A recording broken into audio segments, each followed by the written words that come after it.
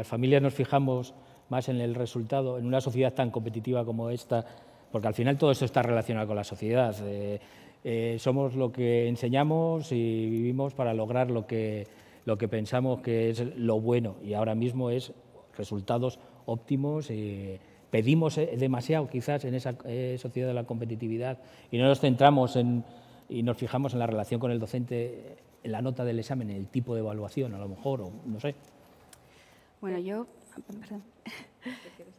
creo que lógicamente es una tendencia natural fijarse en los resultados, pero la clave también del progreso en la educación está ahora mismo y sigue estando en los procesos y en los procedimientos. Yo pongo un ejemplo un poco de lo que más conozco, que tiene que ver con el aprendizaje de la escritura, que es fundamental y que tiene que hacerse en el aula.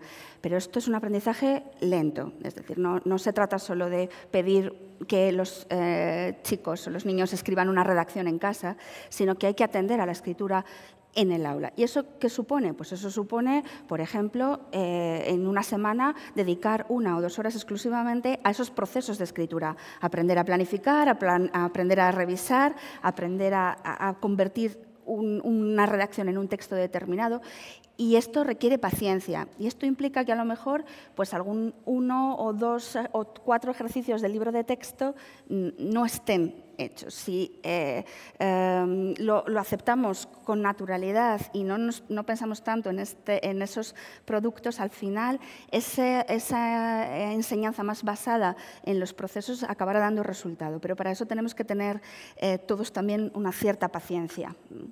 ¿Ibas a decir antes algo, Sí, Evangelina? yo iba a decir respecto a si somos, ¿no?, si la evaluación, si queremos la excelencia. A veces los padres nos hemos empeñado mucho en eso, en las calificaciones, ¿no?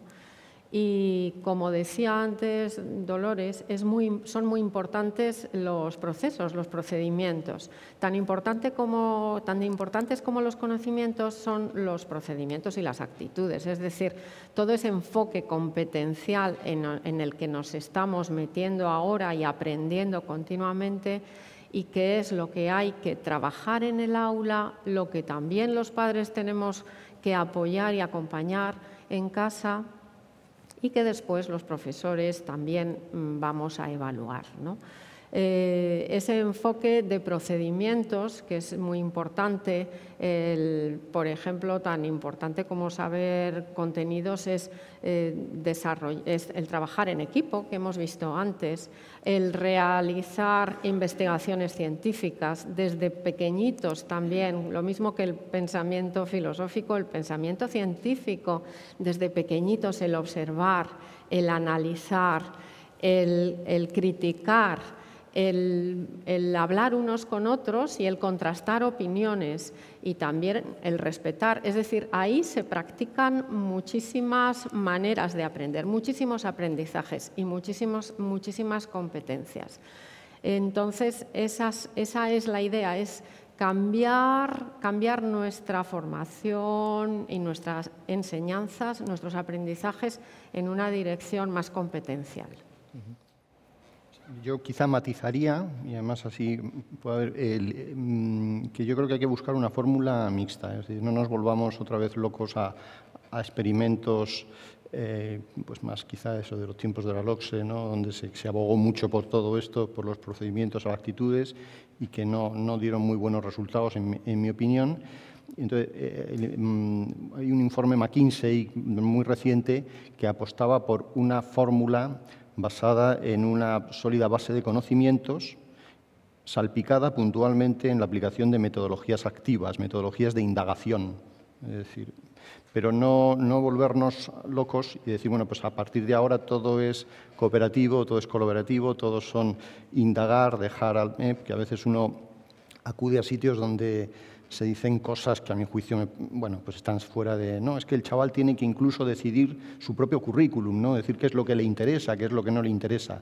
No, yo creo que hay que apostar por una sólida base de conocimientos que en momentos concretos sea salpicada por metodologías más competenciales, más activas, y esa es una sabia mezcla, en mi opinión. Nos lleva a... Sí. porque el enfoque, es decir, el desarrollo de competencias implica el desarrollo, implica los conocimientos. Son conocimientos, actitudes y procedimientos, efectivamente. Puestos en algunos foros donde parece que se hace la casa por el tejado, ¿no? Y dice, bueno, vamos a poner a los chavales aquí a... Sí, no, por eso es la idea de puntualizar un poco. Yo también creo que no es en absoluto incompatible y se puede combinar. Es que, de hecho, se tiene que combinar. O sea, no es, precisamente de lo que tenemos que huir un poco es de esos momentos, separar, ¿no?, esas metodologías de instrucción, trabajo cooperativo. No, es que la instrucción tiene que estar combinada con el trabajo cooperativo. Si no, realmente el trabajo cooperativo no está bien aplicado. No son distintas maneras de trabajar, sino que las metodologías se tienen que combinar, y lo que sí que tenemos es que ser conscientes de que los procesos son conocimientos, es decir, no estamos hablando solo de los conceptos, es una distinción LOCSE en su momento, pudo o no funcionar, pero la diferenciación entre saber y saber hacer y ser, ¿no?, que es al final lo que está detrás de esta distinción entre concepto, procedimiento y actitud, sigue siendo muy actual. No sé si se tiene que traducir en un formato de normativa educativa, pero bueno, de hecho es la manera de... O sea, los alumnos, yo cuando pienso en la acción didáctica tengo que pensar en lo que quiero que mis alumnos sepan, pero también en lo que quiero que sepan hacer y lo que quiero que sean sabiendo y sabiendo hacer. Esto nos puede llevar a otro tema, que es el del currículo. ¿Cuál es? ¿Cuál debería ser? ¿Mucho conocimiento, poco conocimiento? Me refiero a la materia que se enseña, ¿no?, y cómo hacerlo. El tema de los currículums es un tema complicado y es un tema en el que los profesores en general nos expresamos unánimemente diciendo que los currículums o los currículos son realmente excesivos. Hay que repensar los currículos, hay que ver, utilizando también los procedimientos como conocimientos, como ha dicho Dolores antes, qué queremos conseguir con nuestros alumnos. El procedimiento, por ejemplo, con la utilización de las tecnologías, que es tan importante, porque la utilización de las tecnologías en el aula, como hemos visto en la ponencia anterior, son fundamentales. El que los profesores estemos formados para utilizar las tecnologías en el aula con la mayor eficiencia y con el mayor rendimiento y con fundamento. Todo esto es realmente una cuestión muy compleja. Los currículos es una cuestión compleja y que hay que repensar.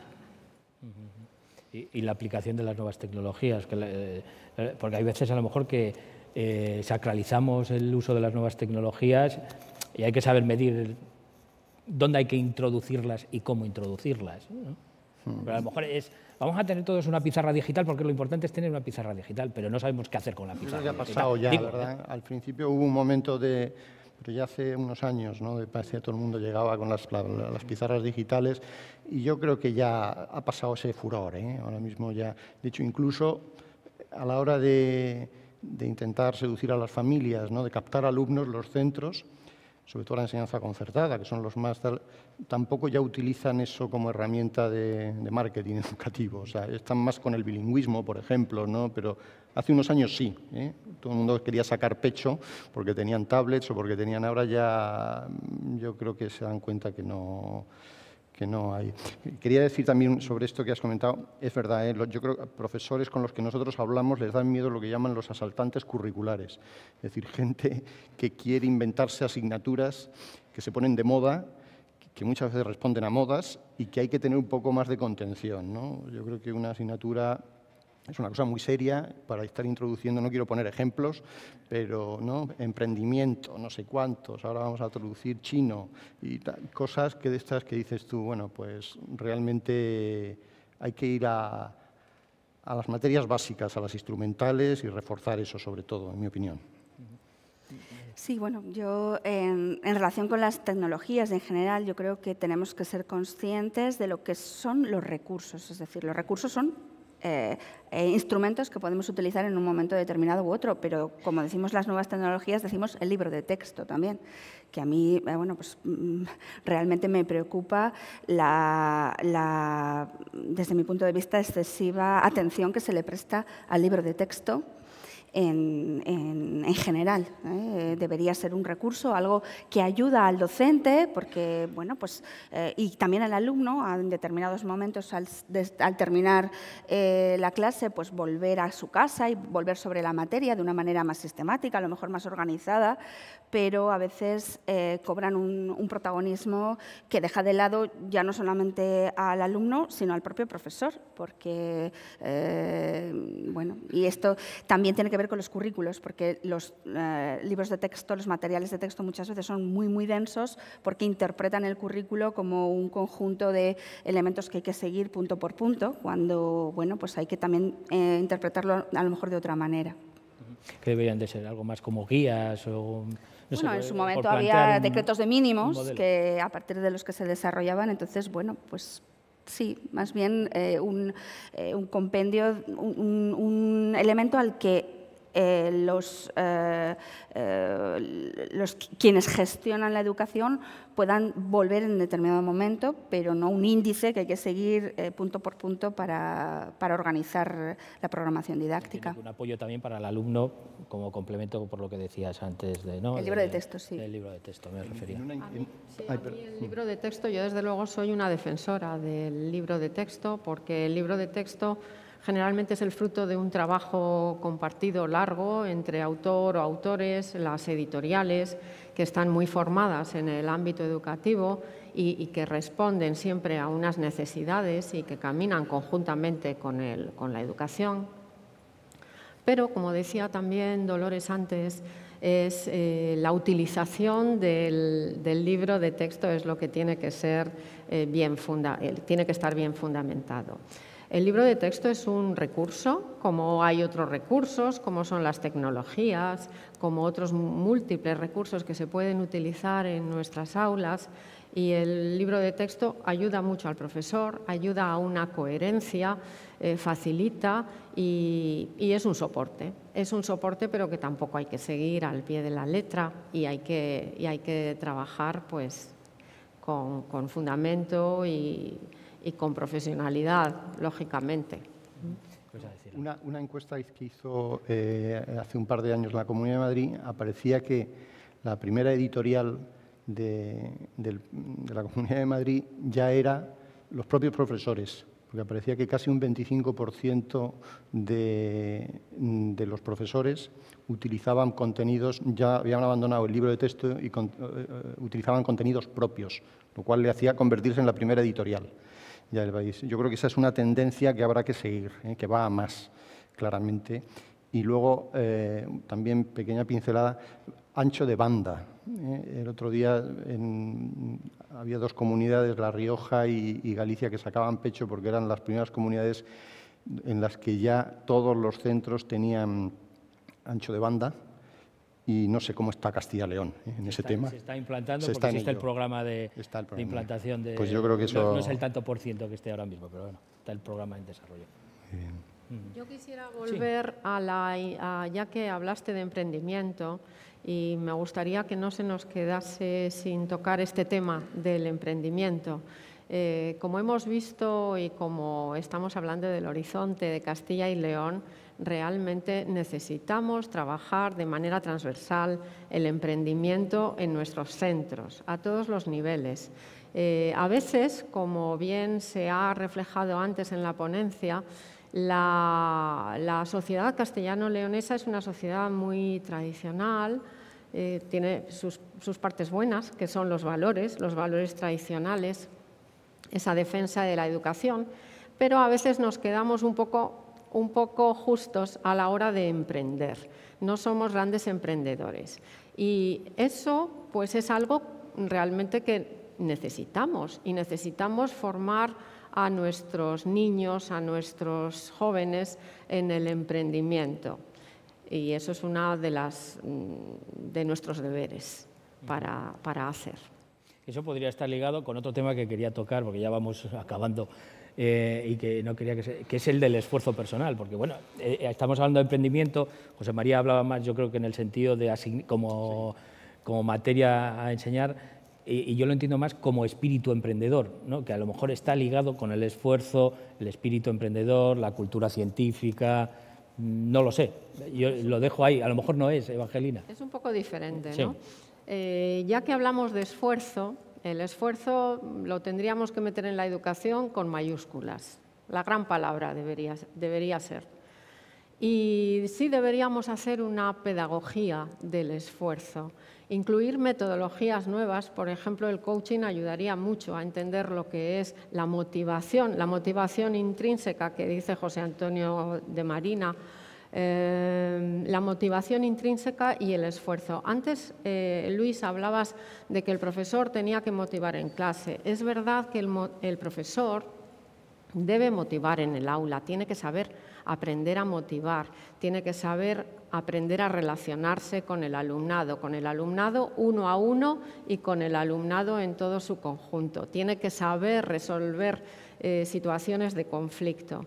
Pero la motivación no está solamente en manos del profesorado. Es decir, también nosotros como sociedad y como ámbito educativo, como institución, deberíamos fomentar esa pedagogía de lo que es la motivación intrínseca.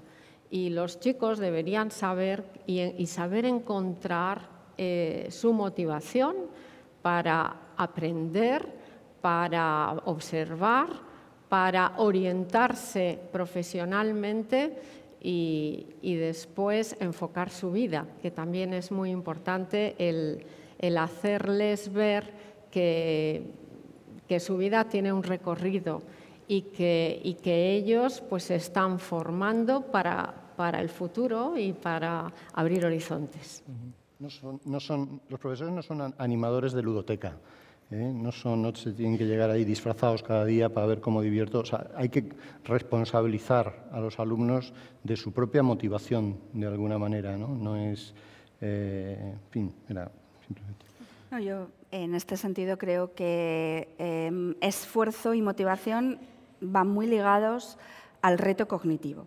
Es decir, el aprendizaje en general motiva, y motiva cuando se te ofrece algo que no tienes al alcance directo, pero que puedes llegar a conseguir. Y esto normalmente al alumnado le motiva y hace que se esfuerce. Entonces yo creo que tiene que estar, ninguno de estos tres conceptos por separado, no sé si funciona muy bien. O sea, yo creo que el desafío cognitivo motiva, anima el aprendizaje y hace que te esfuerces por conseguirlo. Y todo quizás fluye más fácilmente si se combina.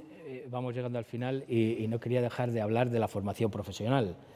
Un poco una reflexión que está también muy relacionada con la sociedad que viene. Es una sociedad que va a demandar muchos profesionales, una sociedad con una revolución industrial nueva, la 4.0 que se denomina. ¿Estamos preparados para esa formación profesional, José María? Yo creo que hay mucho todavía por hacer. Hay que seguir apostando, porque va a ser lento, por la formación dual, porque centros y empresas se miren sin suspicacias, porque hay todavía mucho recelo, ¿no? Desde los centros se ve a las empresas pues, con una visión muy mercantilista de la educación, que quizá la hay. Desde las empresas se ve a los centros con una visión muy academicista de la formación, muy poco orientada al sistema productivo. Salía ayer mismo un informe de la OCDE que titulábamos España, el país de la OCDE, en que la formación menos se corresponde con la demanda empresarial. Entonces, sin perder la visión holística de la educación, o sea, no educamos para formar masa productiva, ojo, y por tanto hay que tener cuidado con la hiperespecialización, pero sí que, al menos en la enseñanza, en la secundaria superior y en la formación profesional, hay que estar mucho más orientado, ir mucho más de la mano del sistema productivo. Evangelina. Si hablamos de formación profesional, efectivamente es fundamental hablar de esa relación de los centros con las empresas, de la orientación profesional, como decíamos, en los centros de secundaria hacia o bien la formación profesional o bien la universidad. Es necesario hacer una pedagogía de la formación profesional, el que veamos la formación profesional como una opción tan válida como la formación universitaria, dependiendo de las expectativas de las familias, del chico sobre todo, de la chica, y bueno, pues también de sus capacidades, ¿no? De una manera también realista.